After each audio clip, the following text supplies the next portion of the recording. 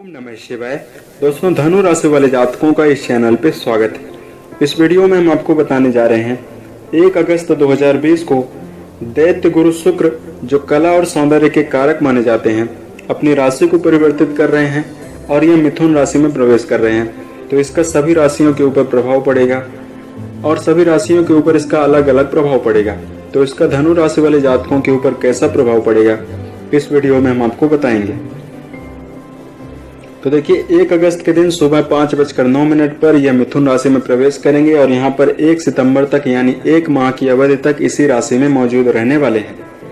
तो आइए जानते हैं शुक्र ग्रह को कैसे ग्रह के नाम से जाना जाता है। तो देखिए, दाम्पत्य, प्रेम और कला से जुड़े हुए सभी चीजों पर व्यापक रूप से शुक्र प्रभावी होते हैं और इनका प्रभाव होता है। लेकिन वर्तमान समय में पूरे भारत के साथ पूरे विश्व में ऐसी स्थितियां बनी हुई है जिससे जो कलात्मक चीजें हैं वो काफी ज्यादा सिमट सी गई है। लेकिन बहुत सारी चीजें ऐसी हैं जो आज भी प्रभावी हैं, जैसे मीडिया क्षेत्र है, प्रेम जीवन है, वैवाहिक जीवन है। अगर बात की जाए शुक्र के बारे में, तो ज्योतिष में शुभ ग्रह के नाम से जाना जाता है और शुक्र के प्रभाव के कारण जीवन में, वैवाहिक जीवन में खुशियां देखने के लिए मिलती हैं, शारीरिक और भौतिक सुखों की प्राप्ति होती है। वहीं ज्योतिष में वृषभ और तुला राशि का स्वामी शुक्र को माना जाता है और मीन राशि इनकी उच्च राशि होती है और कन्या राशि इनकी नीच राशि मानी जाती है। शुक्र के शुभ प्रभाव के कारण जीवन में इंसान काफी ज्यादा दीर्घायु होता है। बात करने की जो टेक्निक होती है, वार्तालाप करने की जो कला होती है, काफी मजबूत होती है।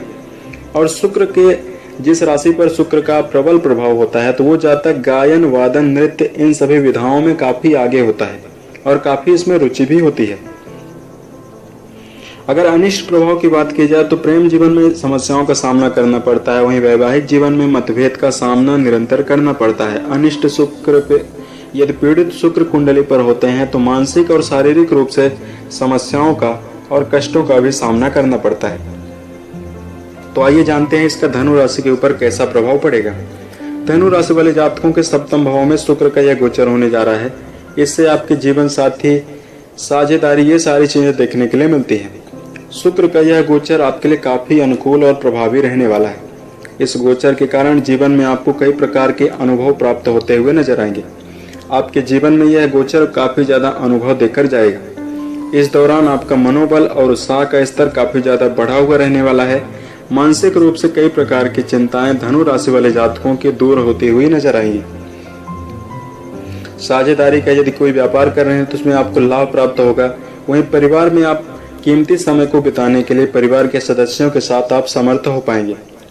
दाम्पत्य जीवन में जुड़े हुए लोगों के लिए काफी समय अनुकूल रहने वाला है। स्वास्थ्य के लिहाज से आपको काफी ज्यादा सावधान जरूर रहना चाहिए।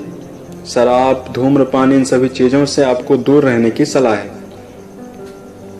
अपना कीमती समय अपने परिवार एवं अपने स्नेही जनों के साथ आप बिताने के लिए समर्थ होंगे और आपको बिताना भी चाहिए। इस दौरान यदि घर में किसी सदस्य से आपकी अनबन चल रही थी तो ये बाधाएं दूर होने की संभावना बनेगी। कैरियर की दिशा में जो जातक व्यापारिक जीवन में जुड़े हुए हैं तो काफी ज्यादा लाभ प्राप्त होने की संभावना आपको बनती हुई नजर आएगी। वहीं जो जातक शुक्र से जुड़े हुए कार्यों में हैं, जैसे कलात्मक चीजों में जो जातक जुड़े हुए हैं, उनको अपनी कला को प्रदर्शित करने का मौका भी प्राप्त हो सकता है। इस दौरान आपके खर्च में काफी ज्यादा वृद्धि होती हुई भी नजर आएगी और आपका जो स्वभाव है उसमें काफी ज्यादा भावुकता देखने के लिए मिलेगी। इस पर भी आपको काफी ज्यादा नियंत्रण जरूर रख के चलना चाहिए। जीवन साथी के साथ कई प्रकार के आप खुशनुमा और अनुकूल पलों को बिताने के लिए आप समर्थ होंगे। वहीं आप जो विद्यार्थी वर्ग हैं, काफी ज्यादा आपके सम्मान में वृद्धि होती हुई नजर आएगी और कैरियर की दिशा में आप काफी एक्टिव रहने वाले हैं। विद्यार्थी वर्ग को काफी ज्यादा लाभ प्राप्त होने वाला है इस गोचर काल से। विद्यार्थियों की क्रिएटिविटी बढ़ाएगा, आपकी रचनात्मक क्षमता बढ़ाएगा और आपका जो ऊर्जा स्तर है और कॉन्फिडेंस का स्तर है काफी ज्यादा बढ़ा हुआ रहने वाला है। तो आइए जानते हैं शुक्र से जुड़े हुए कुछ उपाय के बारे में जो आपके लिए काफी उत्तम रहने वाले हैं। तो सबसे पहले गाय को हरा चारा आपको शुक्रवार के दिन खिलाना चाहिए। शुक्रवार के दिन आप गरीब एवं असहाय व्यक्ति को सफेद वस्तुएं दान जरूर कर सकते हैं। इस दौरान यदि कोई कार्य आप करने जाएं तो आप अपने घर में पिता तुल्य लोगों से राय जरूर लें। तो अब चलिए हम आपको बताते हैं धनु राशि वाले जातकों के जीवन में कई प्रकार के प्रतिकूल प्रभाव चलते हैं और उसके कारण नकारात्मक कमेंट आपके हमें आते रहते हैं कि हमारे जीवन में कार्यों में बाधाओं का सामना करना पड़ रहा है, और कई प्रकार के कमेंट आते हैं जिससे हमारे मन में कई प्रकार के दुखों का भी उदय होता है। तो आइए हम आपको बताते हैं एक स्टोरी के माध्यम से कि जीवन में किस प्रकार आपको आगे बढ़ना चाहिए। तो देखिए, एक बार एक समुद्र के किनारे एक बच्चा था, वो काफी ज्यादा रो रहा था। कुछ लोग आए और उससे पूछते हैं कि भाई क्यों रो रहे हो? तो उस बच्चे ने जवाब दिया कि समुद्र मेरी चप्पल को लेकर चला गया, यह चोर है, यह गलत है, और मेरे साथ यह बहुत बुरा किया और बहुत गलत किया। कुछ समय के पश्चात जो बच्चा था उस समुद्र पर लिख देता है, रेत पर लिखता है, समुद्र चोर है। आगे जाने पर एक मछुआरा अपनी नाव से मछली पकड़ रहा था। कुछ समय के पश्चात उसकी जो नाव होती है वो समुद्र में डूब जाती है, और उसने जो सारी मछलियां पकड़ी हुई थी वो सब समुद्र में चली जाती है। इससे मछुआरा काफी ज्यादा दुखी होता है और समुद्र के किनारे बैठकर समुद्र को कोस रहा था और अपने ऊपर भी क्रोधित हो रहा था। आगे जाने पर एक माँ काफी ज्यादा रो रही थी, और उसकी जो बेटी थी समुद्र में स्नान करने के लिए जाती है, और समुद्र में की लहर के साथ वो बह जाती है और समुद्र ने उसकी बेटी को निगल लिया। तो वो भी काफी ज्यादा क्रोधित थी और समुद्र को काफी ज्यादा कोस रही थी। ये सारी बातें हवा देख रहा था, और हवा ने जाके समुद्र से सवाल किया कि भाई ऐसा क्यों करते हो, क्यों लोगों को काफी ज्यादा परेशान करते हो? ऐसा सवाल हवा ने समुद्र से किया। तो समुद्र का जवाब था कि मैं आपको इस बात का जवाब मैं आपको कल दूंगा, कल आना आप मेरे पास, मैं आपको जवाब दूंगी।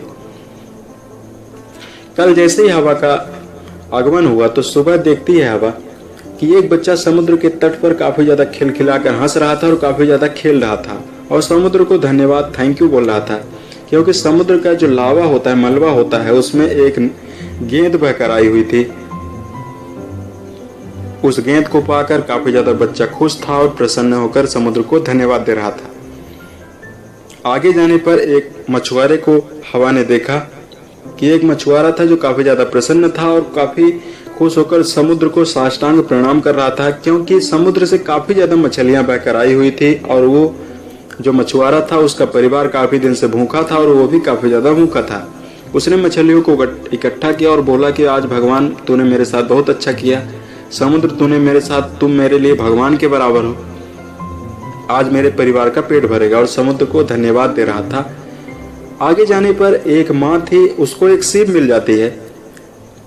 माँ मूंगफली बेचने वाली थी, और सीप को जैसे ही उसने ओपन किया, जैसे ही खोला, तो उसमें एक मोती, असली मोती उसको प्राप्त होती है, और उसको पाकर माँ काफी ज्यादा प्रसन्न थी और समुद्र को धन्यवाद दे रही थी। ये दो विपरीत बातें देखकर हवा के मन में कई प्रकार के सवाल हुए। तब तक समुद्र ने हवा को जवाब दिया। समुद्र ने कहा कि मेरा काम है तट पर आकर बहना, और लोगों का काम है अपने अपने अनुभवों के आधार पर मेरे को कुछ न कुछ कहना। लोगों के कहने से क्या मैं अपना बहना छोड़ दूं? जी हाँ दोस्तों, दोनों दिन प्रतिकूल बातें देखकर समुद्र ने ऐसा हवा को बताया कि पहले दिन आप देख सकते हैं कि वो बच्चा इस प्रकार बातें कर रहा था, काफी निराश था, और दूसरे दिन वही बच्चा खुश था। पहले दिन मछुआरा काफी ज्यादा दुखी था और दूसरे दिन वो प्रसन्न था। तो अब हम आपको बताते हैं इससे क्या सीख जीवन में मिलती है कि जब भी आप जीवन में कोई भी कार्य करेंगे और आगे बढ़ने के लिए कोशिश करेंगे, तो आपके घर परिवार एवं आपके आसपास पड़ोस के जो लोग हैं आपके ऊपर प्रश्न चिन्ह लगाएंगे और आपका मार्ग रोकने के लिए पूरी तरह से कोशिश करेंगे। लोग अपने काबिलियत के आधार पर, अपने अनुभवों के आधार आपको जीवन में जानकारी और राय देते हैं और आपका मजाक भी उड़ाते हैं, लेकिन वास्तविकता यह है कि आपके जीवन में आपके पास कितनी काबिलियत है इसकी जानकारी लोगों को नहीं, केवल आपको ही है। लोग आपका मजाक उड़ाएंगे, आपको व्यंग देंगे, आपको अपने भूतकाल के बारे में डराएंगे कि आपके साथ ऐसा हुआ था, आपको अपने भविष्य काल के बारे में बातें याद दिलाकर आपको काफी ज्यादा डराएंगे। लोगों का काम है केवल आपको कहना, और लोग बिल्कुल गिरगिट की तरह होते हैं। जब आप जीवन में सफल हो जाएंगे तो वही लोग आपको पहले से बोल देंगे कि मैं तो जान रहा था कि आप पूरी तरह से ये कर पाओगे। दोस्तों, इससे हमें यह भी सीख मिलती है कि प्रकृति जिस प्रकार गतिशील है और ग्रह निरंतर गतिशील हैं। प्रकृति में आपने देखा होगा कि ऋतुएं बदलती रहती हैं, सुबह होती है, दोपहर होती है, शाम होती है।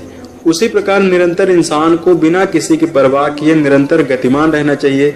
संघर्ष का सामना करते हुए, परिस्थितियों का सामना करते हुए, प्रतिकूल परिस्थितियों को झेलते हुए निरंतर गतिमान रहना चाहिए। अपने प्रगति के पथ पर निरंतर आगे बढ़ना चाहिए। लोगों का काम है कहना, यदि आपके जीवन में आपका आत्मविश्वास और धैर्य मजबूत है तो जितनी भी प्रतिकूल परिस्थितियां क्यों ना आ जाएं, आप उसको हराकर जीवन में जरूर आप आगे बढ़ जाएंगे। कहा गया है कि यदि आप रुक जाएंगे तो कहा गया है रुका हुआ पानी हमेशा सड़ जाता है। वैसे यदि आप रुकेंगे तो नकारात्मक लोगों की जो निगेटिविटी है आपके ऊपर काफी हावी हो जाएगी, और जो असफल लोग हैं और अशुभ लोग हैं वो आपको अपने अनुभवों को काफी ज्यादा आपको देंगे और आप काफी ज्यादा निराश होंगे, डिमोटिवेट होंगे और निरंतर आप पीछे होते चले जाएंगे। इसलिए जीवन में आप निरंतर गतिमान रहें, निरंतर संघर्षरत रहें। आंख मूंद कर किसी व्यक्ति पर भरोसा ना करें, व्यर्थ की बातों में आप ना उलझें और अपनी तुलना किसी भी व्यक्ति से ना करें। उम्मीद है ये जानकारी आपको अच्छी लगी। यदि आप आने वाले समय में ज्योतिष विज्ञान, धर्म एवं दैनिक राशिफल से संबंधित अन्य वीडियोज को आप देखना चाहते हैं तो इस चैनल से आप जुड़ सकते हैं। वर्ष 2020 के सभी महीने आपके लिए उत्तम गुजरें और जीवन में सफलता के सभी मुकाम को आप टच करें।